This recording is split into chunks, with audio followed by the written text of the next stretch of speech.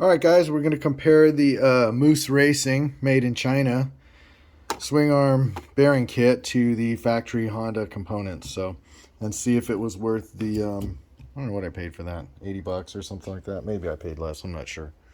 All right, first thing is, let's discuss the stack up. So you've got, when it's in the bike, you have this spacing washer that also doubles as the seal, right? So you get the seal here, right? One on each side.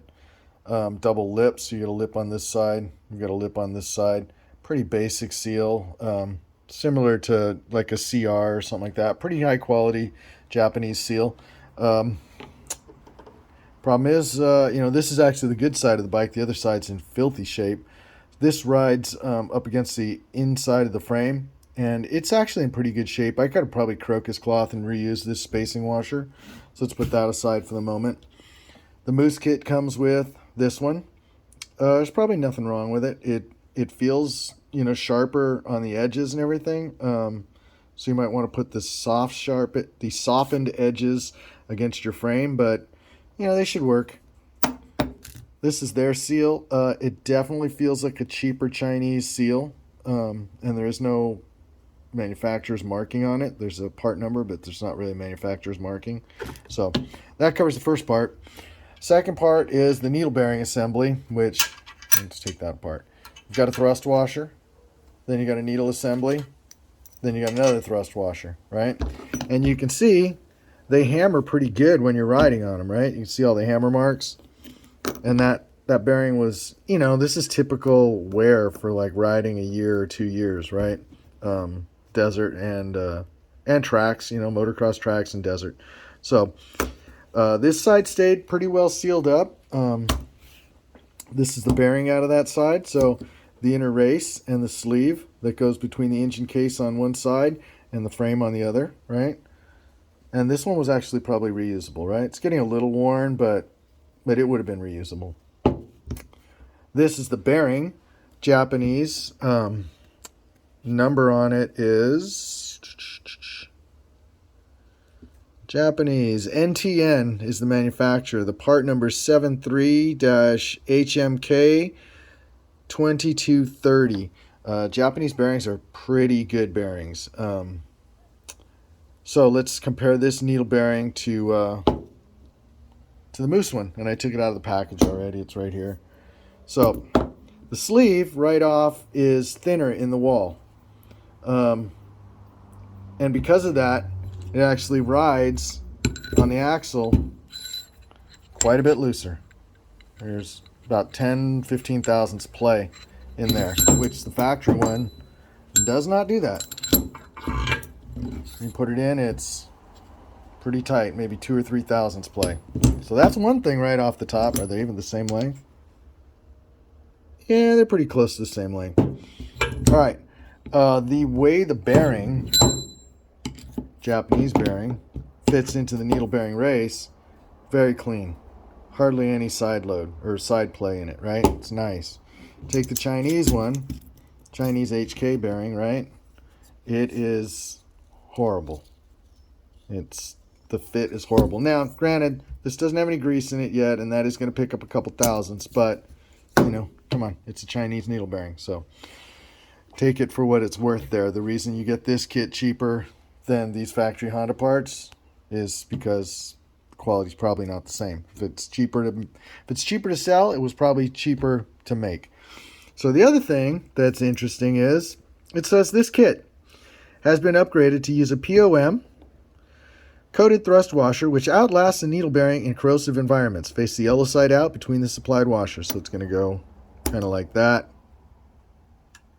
And then in there like that in the bike, right? So yellow side out if you do that way. And then, you've got that part. And then you've got one of their seals on top, right? That's how it's going to go back together like that. And, of course, you would be pressing your needle bearing down inside there, right? And the sleeve inside of the needle bearing. So that's how it stacks up. This is what typically happens. Gets all dirty and corroded because it gets full of dirt, muck and clay and all that, right? Gets past the seal. This seal is hard. It just got hard over time, right? It could have been from chain lube or something, but, it degraded the seal and we got muck in it, right? So the dirt went right past it. You can see it. Then it gets into the thrust washers, and these thrust washers, look at that. It's horrible. Junk. So then once it gets past the thrust washers, it gets into the needles.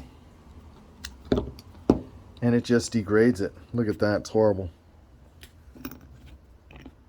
Shot. Bearings inside. Crap. Now, one thing to notice, the needles run all the way to the edge on both sides. And in the Chinese bearing, they do not.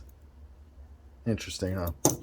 All right, the other thing you want to deal with once you get your swing arm back together, no matter whose parts you use, is you want to make sure your guides are in good shape so that it doesn't wear out the top of the swing arm when the chain gets loose, you know, or well, really not when it gets loose.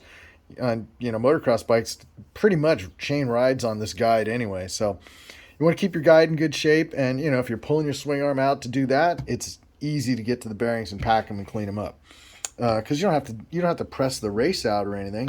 You're just cleaning it all up, repacking it, and then reassembling it. And then you wouldn't be spending whatever these bearings are going to cost. I'll let you know when I do the other bike. The other thing you're going to look for, you want to make sure you don't get a lot of grease and grit in the brake hanger channel, right? So the stay right here for the brake hanger can get full of mud and grease in there, and then it just gets gritty and wears it out. I use a little anti-seize. You can see it's still on there. Stuff's great. It doesn't leave with water or anything. It's impervious to water. Not really impervious. You can wash it off, but it's kind of a pain in the ass to wash off. But it doesn't attract dirt as much as grease does. So that's one tip. You're going to check these wear plates. They're replaceable. You just replace the screws. You replace these. These axle spacers ride on the top and bottom of them. Identical axle spacers, identical plates. So keep an eye on those. This bike, the brake hose was riding right there. And we're going to heliarc that up. So we're going to clean this out a little bit, and then we're going to heliarc it, fix that weld. Other than that, let's look at the bike. There's Kira's brand new KX100. All right, we cleaned up the frame in here. This mount is one of the mounts I was talking about, right? It's a spacing mount. Sometimes it gets dirt in here. You want to clean all this up. So we cleaned all that up, especially chain side, right? So we cleaned it all up. We looked down in here, making sure we didn't have too much chain slop. It was biting the frame just ever so slightly right there. It's not going to affect it at all. You can see it right there, right? Other than that, all the pivots super tight. The bolt holes are clean. It's like they're not wallowed out. There's no cracks in the frame anywhere. Swing arm holes not wallowed out from being loose. So, like I said, a really good rider, excellent, rider shape. You can see where the chain bit the frame right there before we actually bought it. The guy he didn't really maintain the chain before. This upper guide was worn out. When it compresses, it just kind of pushes the chain over and it bites right there. So that's it. That's basically the stuff you got to look at for the swing arm itself. Oh, two more things, since I got the other bike right over here. See how the hanger wore out here, right? If you let your bolts right here, right? If you let the bolts that hold the rotor to the hub get loose, they'll back out, and that's what they'll do. So want to check those, Loctite on those. On the sprocket side, you should be checking these like every 3 or 4 motos anyway, or after every day riding, and replace them probably every 3 sprocket changes or something like that. I think Honda recommends to replace the sprocket bolts, but if the sprocket bolt becomes loose, it'll tear into the swing arm right in there. So don't want to do that either, right? All right, guys, that's the basics for today of maintaining a swing arm, and a little comparison of the Moose versus Honda parts. And I will get you guys an update, because the other bike I am going to use all Honda parts again. So and maybe it's not in as bad a shape. All right, stay tuned, subscribe, like, dislike, comments, any part numbers or your experience with this kind of stuff, so we can all share information. All right, thanks guys.